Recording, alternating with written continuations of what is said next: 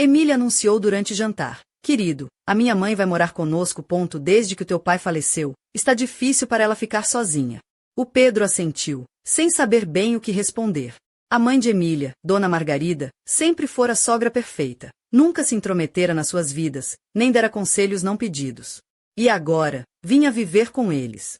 Claro, querida, respondeu finalmente. Temos espaço de sobra. Uma semana depois, Margarida chegou. Pedro ajudou a descarregar as malas e não pôde deixar de notar o quanto ela mudará no último ano.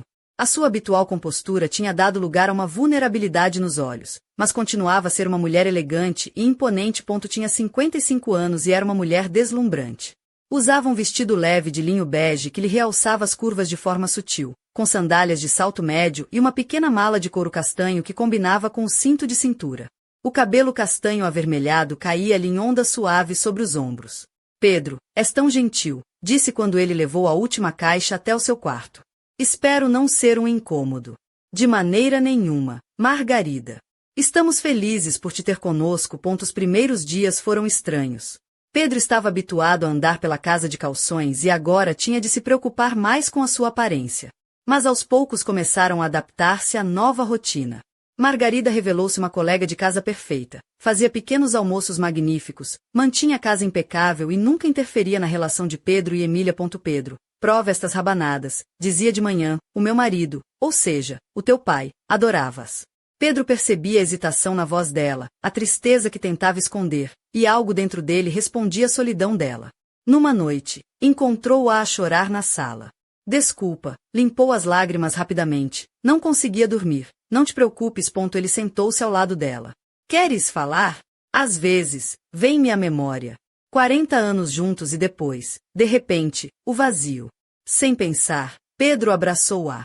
Ela apertou-se contra ele, tão frágil, com perfume floral que o deixou tonto. Obrigada, murmurou, afastando-se. Os olhos dela brilhavam na penumbra do quarto. A voz dele saiu rouca. Depois daquela noite, algo mudou. Começou a notar coisas em Margarida que nunca tinha reparado antes. A graça dos seus movimentos, a melodia do seu riso e a forma como o cabelo lhe caía delicadamente sobre as costas. Pedro, estás distraído ultimamente, notou Emília. Está tudo bem? Sim, só estou cansado do trabalho, respondeu ele, sabendo que a verdade era outra. Estava a começar a sentir algo pela mãe da esposa, algo proibido, e isso aterrava-o. Cada dia era mais difícil. Procurava desculpas para estar perto de Margarida, para ouvir a sua voz, para sentir aquele perfume de flores. Numa manhã, ela pediu-lhe. Pedro, podes ajudar-me a arrumar umas prateleiras na garagem? Claro, respondeu ele depressa demais, e Emília arqueou a sobrancelha, surpresa. Na garagem fazia calor. Margarida usava um vestido curto de algodão branco, com decote discreto, e sandálias rasas que deixavam ver os pés delicados. Pedro tentou não reparar em como o tecido delineava suas formas. Passa-me essa caixa? Ela esticou-se, e a bainha do vestido subiu ligeiramente, revelando as pernas esguias e os tornozelos finos. Talvez seja melhor eu pegar, disse Pedro. Não sejas parvo, ainda não sou tão velha. Riu-se ela. De repente, perdeu o equilíbrio na escada. Pedro agarrou-a com firmeza. O corpo dela pressiona-se contra o dele por um instante que parece eterno. Sentiu a respiração dela, o calor da pele, o batimento do coração. Obrigada, sussurrou, sem se afastar. A voz dele tremia, traindo sentimentos que ele tentava esconder. Pedro não conseguiu dormir naquela noite. Emília dormia serenamente ao seu lado, enquanto ele se revirava na cama, recordando aquele momento na garagem e odiando-se pelos pensamentos que tinha. No dia seguinte, ficou de propósito no trabalho até tarde. Quando voltou, encontrou Margarida. Sozinha na cozinha, a Emília foi ao yoga, disse ela, mexendo numa panela. Jantas conosco? Sim, obrigado, respondeu ele. Jantaram em silêncio constrangedor. Sentia o olhar dela sobre si, mas tinha medo de o encontrar. Alguma coisa errada, Pedro? Perguntou Margarida. Está tudo bem, mentiu ele. Estás a evitar-me? Não, de todo. Pedro pousou a mão na dela e um arrepio percorreu-lhe o corpo. Não sou cega, disse ela. Ele levantou-se de repente.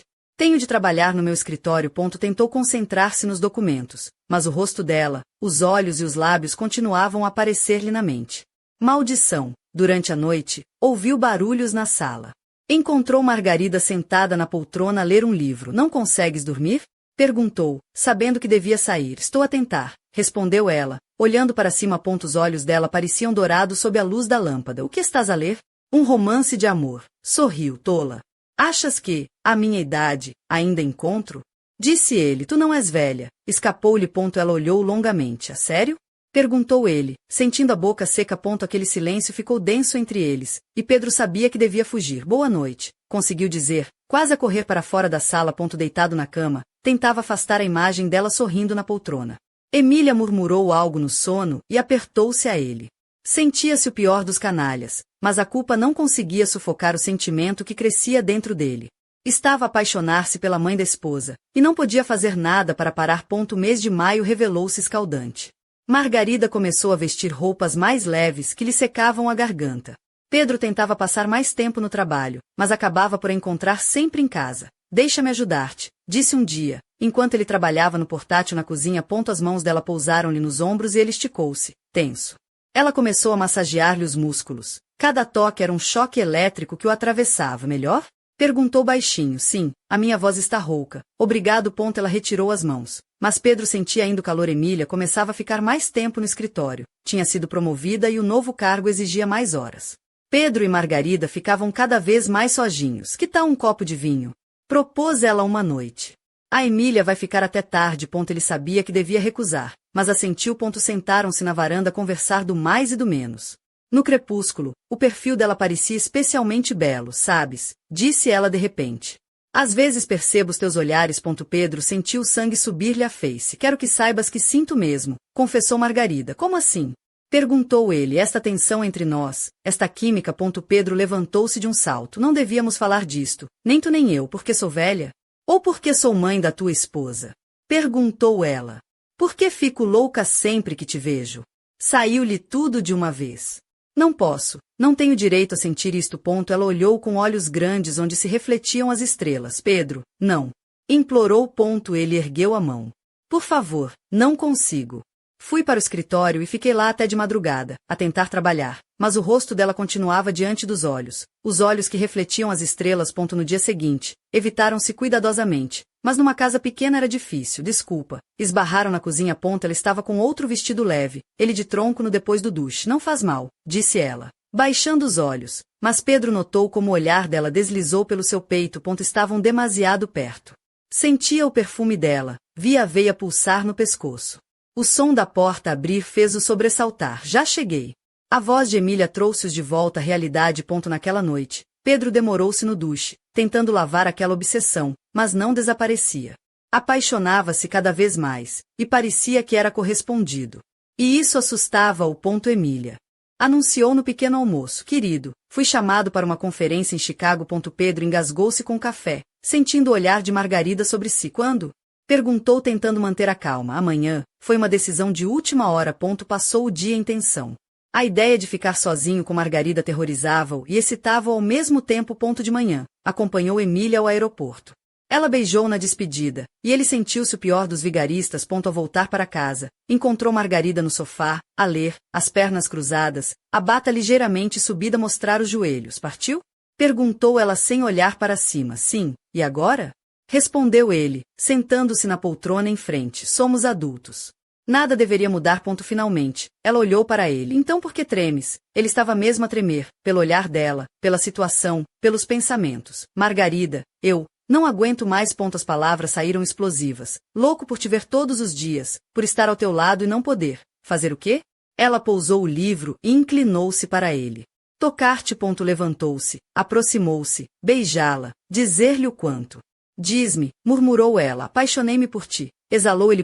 De repente, a voz dela tremia. Em vez de responder, Pedro beijou-a delicadamente, dando-lhe a hipótese de recuar. Mas ela retribuiu o beijo com uma paixão que o deixou tonto. A mão dela deslizou por baixo da sua camisa, os seus dedos entrelaçaram-se no cabelo dele. Os beijos tornaram-se mais profundos, mais urgentes. Pedro suspirou quando os lábios dela desceram pelo seu pescoço. Não devíamos, murmurou, continuando a beijá-la, mas não consigo resistir. Apertou ainda mais. Abandonaram-se a paixão ali na sala. Foi loucura, pura loucura, mas ambos perderam a cabeça. Os gemidos dela, os toques, o nome sussurrado. Tudo se fundiu numa vertigem sensorial. Depois, ficaram deitados no sofá, tentando recuperar o fôlego. O que fizemos? Sussurrou ela. O que desejávamos há tanto tempo, respondeu ele, beijando-lhe o ombro. A Emília nunca nos perdoará, disse ele, apertando-a mais. Nem eu. Virou-se para ele. E é isso que me assusta. Passaram os 2 dias seguintes numa névoa. Acordavam juntos, tomavam um pequeno almoço, entregavam-se à paixão, e repetiam: sinto-me 20 anos mais nova, riu Margarida enquanto ele a beijava debaixo do duche. Contigo sinto-me desejada, és incrível, sussurrou ele, explorando cada centímetro do corpo dela com os lábios.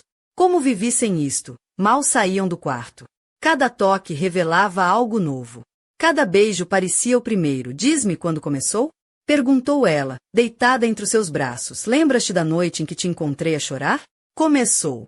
Algo mudou aí. Só tinha medo de admitir. Ela virou-se para ele. Eu apaixonei-me por ti quando me ajudavas a mudar de casa. Eras tão atencioso. Beijaram-se, e a conversa transformou-se novamente em algo mais. Mas a realidade bateu-lhes à porta. Um telefonema rompeu o silêncio da manhã. Querido, a voz de Emília vibrava de entusiasmo. Volto hoje. A conferência foi encurtada. Pedro e Margarida olharam-se, apanhados pelo pânico. Maravilha, conseguiu dizer. Apanha-me às 6. Sim? Claro. Depois de desligar, olhou para Margarida. Ela estava sentada na cama, envolta num lençol, com um ar vulnerável. E agora? Perguntou baixinho. Ele sentou-se ao lado dela. Não sei.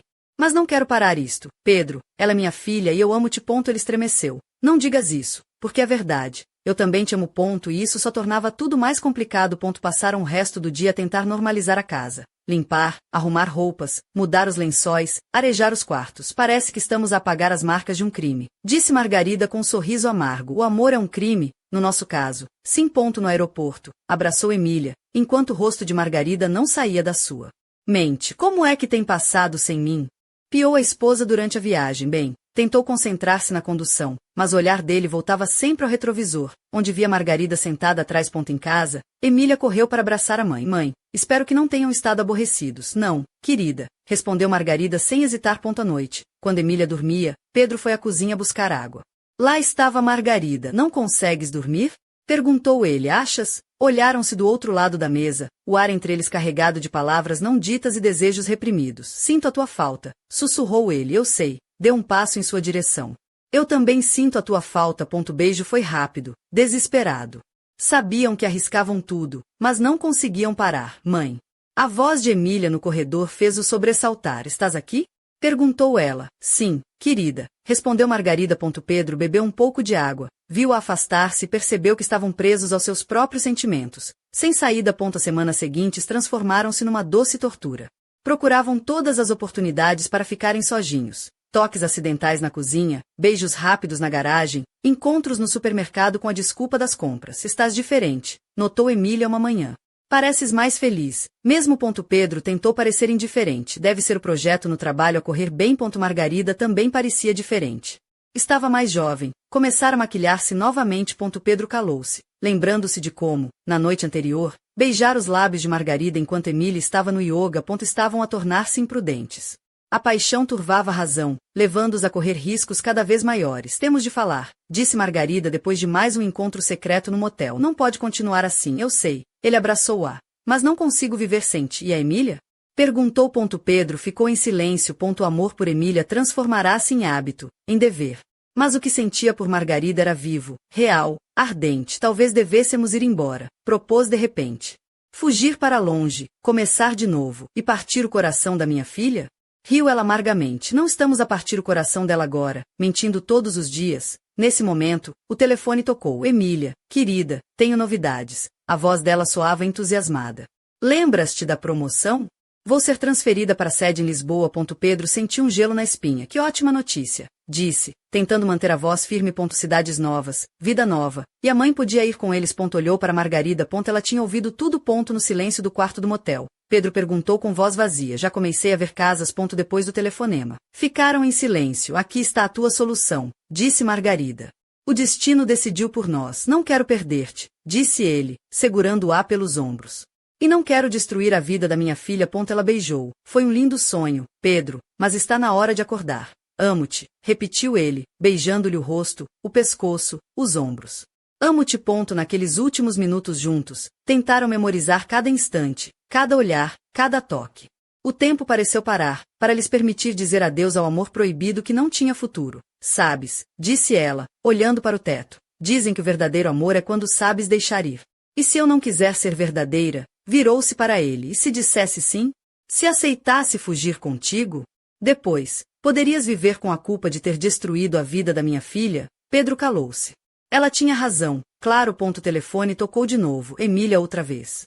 Querido, encontrei uma casa perfeita. 3 quartos, grande jardim. Queres ver as fotos? Claro. Respondeu ele, olhando para Margarida. Mostra-me. Naquela noite, ela vestiu-se e dirigiu-se para a porta. Espera. Agarrou-lhe a mão. É mesmo o fim? Ela beijou-o.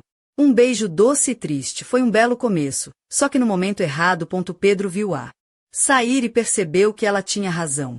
Às vezes, o amor não se mede pelo que se ganha, mas pelo que se está disposto a perder. Mas uma parte dele sabia que, em Lisboa, haveria outros motéis, outras ocasiões, outros momentos de solidão. Porque um amor assim não se mata, aprende-se a conviver com ele. Na manhã seguinte, Pedro acordou com o peso da ausência de Margarida a apertar-lhe o peito. A casa parecia maior, vazia, até o cheiro do café tinha perdido seu aroma habitual. Emília já não estava, o seu carro desaparecera da garagem e a casa estava silenciosa como nunca. Ele andava de um lado para o outro, incapaz de se concentrar no trabalho, com o pensamento preso à última noite e ao beijo de despedida que ainda queimava na sua pele. Vestia uma camisa de linho branca, ligeiramente amarrotada, e calças de algodão azul escuro. Tinha os cabelos despenteados como se a batalha interior que travava se refletisse no seu aspecto. No pulso, um relógio antigo herdado do pai, um lembrete constante do tempo que escorria e das decisões que não podia adiar. Numa tentativa de quebrar o silêncio, decidiu sair para uma caminhada pela pequena vila de Sintra, onde morava. A neblina matinal envolvia as ruas de calçada e as casinhas coloridas, criando um cenário quase etéreo. Pensou em Margarida, imaginando-a olhar para o mesmo céu cinzento, talvez a sentir o mesmo vazio. Enquanto caminhava, cruzou-se com Dona Celeste, a vizinha do 3º andar, uma senhora de cabelos brancos presos num coque apertado, que o saudou com um sorriso sábio e um olhar cheio de cumplicidade. Pedro, meu querido, pareces um homem perdido num filme de amor, ou num daqueles que acabam mal. Não tens jeito para fingir, sabes? Disse ela, piscando o olho. Pedro sorriu, pela primeira vez em dias. Dona Celeste, se soubesse o que se passa, não teria essa calma toda. Ela riu, dando-lhe um leve empurrão no braço. O que não te mata, fortalece, meu rapaz. E tu ainda tens muita força para dar. Continuou a caminhar, mas as palavras de Dona Celeste ficaram-lhe na cabeça, como um convite para enfrentar o que vinha por aí. Chegou ao café da vila, onde se sentou ao balcão. O aroma a café acabado de fazer e a pastel de nata misturava-se com o murmúrio dos clientes habituais. Observou a porta, como se esperasse ver Margarida entrar, talvez com um vestido leve, que deixasse entrever as suas pernas esguias e o sorriso travesso que tanto encantava. Mas ela não apareceu. No lugar, apenas uma carta com a sua caligrafia elegante. Pedro, às vezes o amor é um labirinto onde nos perdemos para nos encontrarmos. Prometo que esta não é a última página da nossa história. Até breve. O coração de Pedro acelerou. Quem poderia deixar uma mensagem assim? O mistério esfregava-se na sua mente, como um quebra-cabeças que precisava de ser resolvido. De repente, sentiu que não estava sozinho naquela casa, que havia segredos escondidos nas sombras das paredes e que Margarida, apesar de partida, deixará uma porta entreaberta para o desconhecido. Enquanto a neblina se dissipava, Pedro soube que o seu caminho estava longe de terminar e que, às vezes, o amor verdadeiro não é só o que se vive, mas o que se espera. E assim, enquanto o sol começava a espreitar por entre as árvores centenárias de Sintra, Pedro sentiu que uma nova história estava prestes a começar, mas com que perigos e surpresas, só o tempo diria. Nas semanas que se seguiram, Pedro tentou retomar a rotina, mas a presença de Margarida pairava em cada canto da casa como um perfume persistente. Cada objeto, cada detalhe, parecia contar uma história não terminada.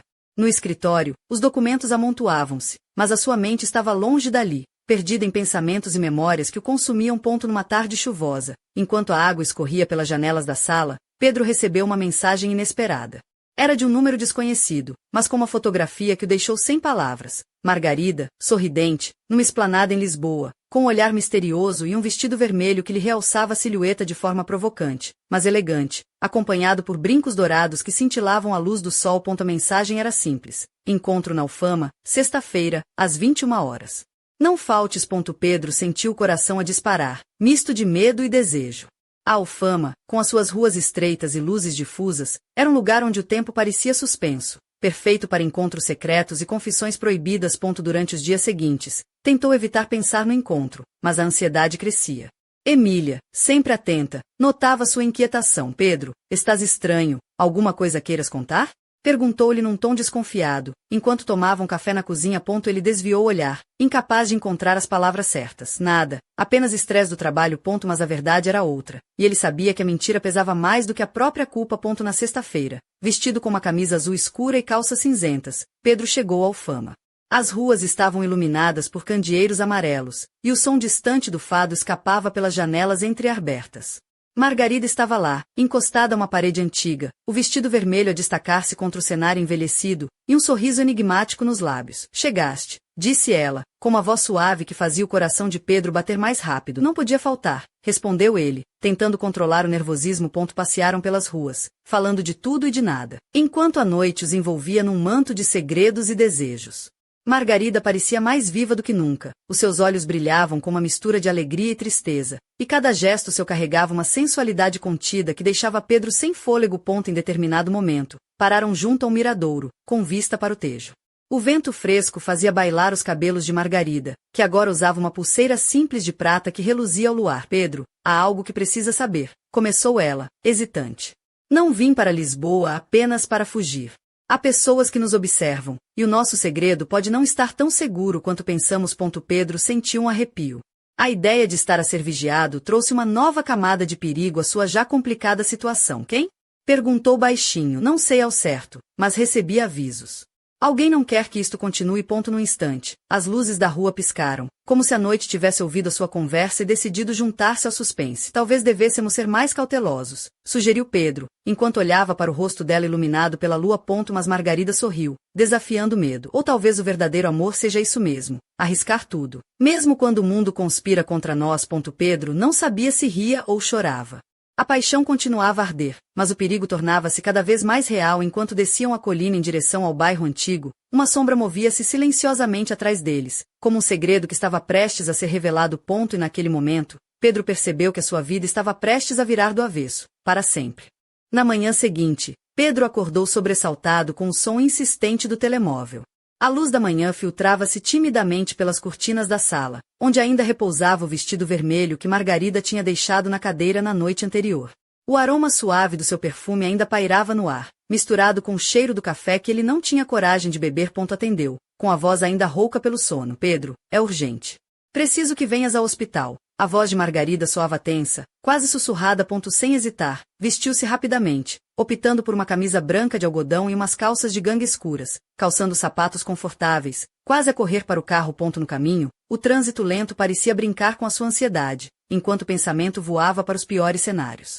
Margarida, sempre tão forte, podia estar em perigo. Chegando ao hospital de Cascais, Pedro procurou-a desesperadamente pelos corredores.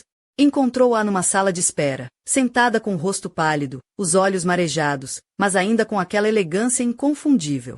Usava um casaco de lã cinzento que contrastava com a blusa de seda cor-de-rosa, e o cabelo solto, ligeiramente despenteado, dava-lhe um ar vulnerável e irresistível. O que se passou?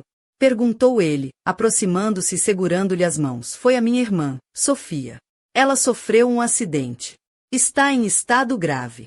A voz dela quebrou-se. Pedro apertou-lhe as mãos com força. Vais ficar aqui comigo? Ela sentiu, e naquele momento, a cumplicidade entre eles ganhou uma nova dimensão, feita de fragilidade e apoio mútuo. Durante as horas seguintes, sentaram-se lado a lado, partilhando silêncios, olhares e pequenos gestos que falavam mais do que palavras.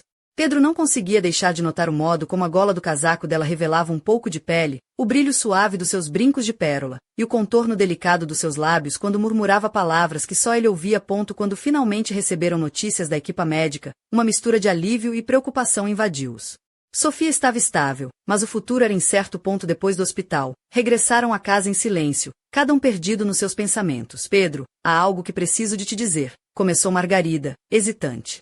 Este acidente não foi acidente. Ele olhou para ela, surpreso. O que queres dizer? Há alguém que quer magoar a minha família. Eu acho que está ligado a nós, e a ti. Pedro sentiu um frio na espinha. Quem? E por quê? Ela desviou o olhar, lutando contra o medo que lhe tremia na voz. Não sei ainda, mas tenho medo do que possa acontecer. Pedro segurou-a pela cintura, puxando-a para perto, sentindo o calor do corpo dela contra o seu. Não vais enfrentar isto sozinha. Ela sorriu, um sorriso frágil, mas cheio de esperança. Obrigada, Pedro. Enquanto a noite caía sobre Sintra, uma sensação inquietante pairava no ar. O amor entre eles crescia, mas as sombras do perigo aproximavam-se, ameaçando destruir. Tudo ponto e no silêncio da casa, um telefone esquecido tocou, com um número que Pedro não reconheceu. Do outro lado, uma voz misteriosa sussurrou: Cuidado, Pedro. Nem tudo é o que parece. O jogo tinha apenas começado. Nos dias que se seguiram, a vida de Pedro transformou-se num turbilhão de emoções e segredos. Cada manhã acordava com a sensação de estar a caminhar sobre um fio invisível, prestes a cair a qualquer momento. O peso da ameaça pairava sobre ele, mas a presença de Margarida era agora sua âncora, um refúgio onde encontrava forças para enfrentar o que viesse. Numa tarde luminosa, decidiram fugir à rotina e foram passear pelos jardins do Palácio de Queluz. Margarida vestia um vestido de algodão azul claro, esvoaçante, que lhe realçava a cintura fina e deixava entrever os ombros delicados. Os seus cabelos castanhos brilhavam ao sol, e um colar de prata com um pequeno pendente em forma de flor descansava no seu pescoço, cintilando a cada passo. Pedro caminhava ao seu lado, com um sorriso tímido, tentando esconder a ansiedade que ainda o consumia. Sabes, Pedro, disse Margarida, olhando para o céu límpido, às vezes sinto que esta nossa história é como um fado, cheia de paixão, sofrimento e esperança. Ele riu-se, puxando-a para perto num instante de ternura. E eu sou o teu fadista desafinado, que tenta cantar para ti, mesmo sem saber a letra. Ela sorriu, acariciando-lhe o rosto com a ponta dos dedos. Mas a tranquilidade durou pouco. Quando regressaram à casa, encontraram a porta entreaberta.